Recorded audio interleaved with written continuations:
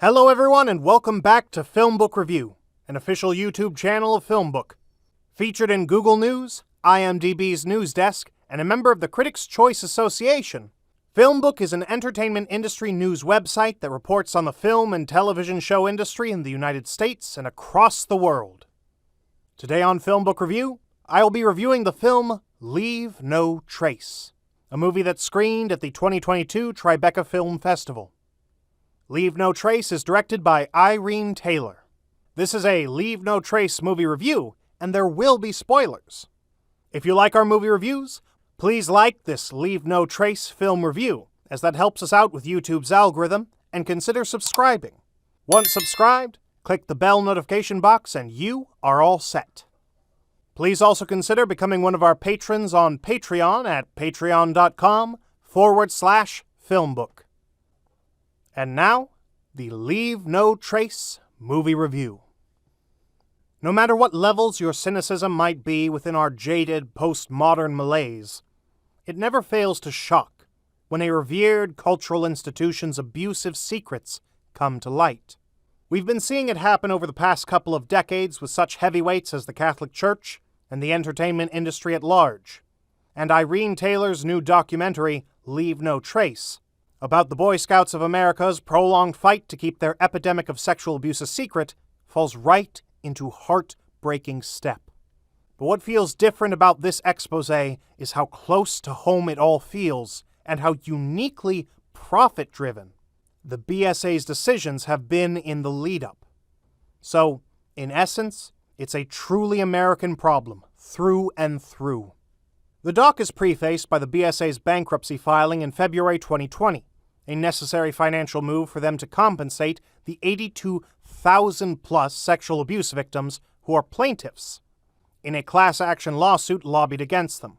However, this recent development is but a sharp spade that Taylor uses to dig past the organization's altruistic outer layer and deep into a 110-year-long history of deceit and legislative scheming. For those of us who have been out of the scouting sphere of influence for multiple decades, or for those of us who never took an interest to it in the first place, it's a good brush-up and/or primer for the org's origins and their synonymous integration with American life. Taylor and her crew interview survivors of all ages and from all walks of life, including some who remained in scouting, despite the abuse they endured. Such diversity is evidence of the shocking prevalence of exploitation within the organization, but also of the org's entwinement within the fabric of the American psyche. What does it mean to speak out against something that's so intrinsically American? And if you do speak out about it, will anyone even believe you? These interviews convey the physical and emotional duress that resulted from the acts of exploitation and abuse. Watching these people recall their own after effects. One man said his hair fell out when he was 13, and he never really questioned why until many decades later.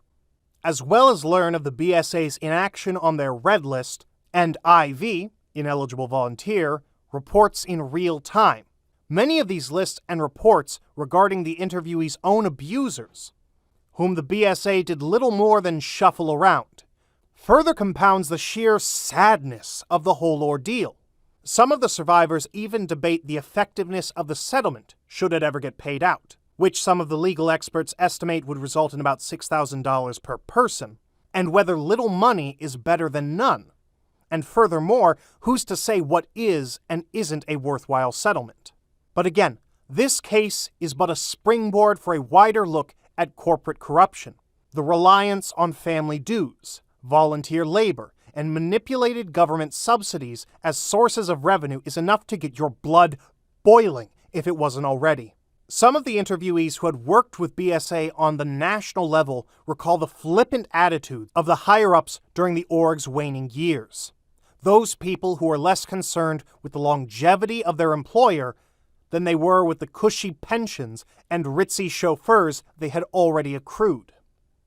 The filmmakers, along with investigative reporter Nigel Jacques, examine how silence and inaction on the sexual abuse front is but a symptom of a larger systemic and moral rot.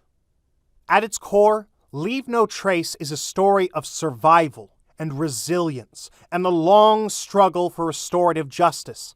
And that keeps the doc moving along amidst its dark and dire demeanor. One of the interview subjects, in light of the lawsuit and potential settlement, asks the camera, "Do we just stop with the truth? Or do we move towards restoration?"